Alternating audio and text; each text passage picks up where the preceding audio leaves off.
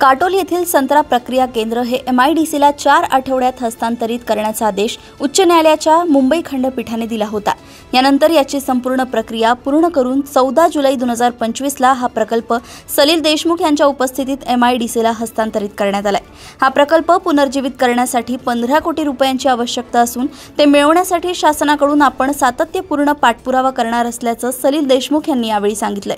हा प्रकल्प सुरू व्हावा ही इच्छा अनिल देशमुख व सलील देशमुख यांची होती।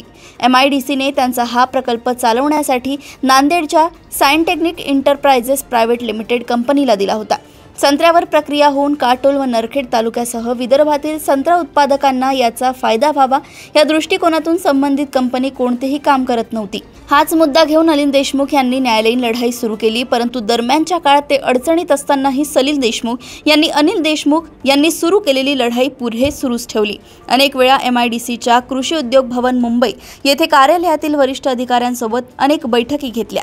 उच्च न्यायालयाच्या मुंबई खंडपीठात या प्रकरणाच्या सर्व तारखांवर मी स्वतः उपस्थित राहिलो असेही सलील देशमुख यावेळी म्हणाले।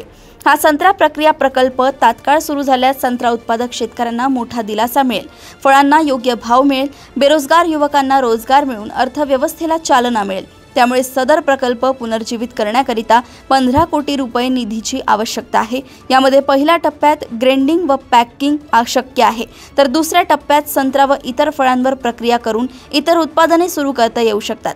या संदर्भात आपण कृषी मंत्री माणिकराव कोकाटे यांची भेट घेतली असून त्यांना प्रकल्पाच्या पुनर्जीवितासाठी 15 कोटी रुपये देण्याची मागणी केल्याचंही सलील देशमुख यांनी सांगितलंय।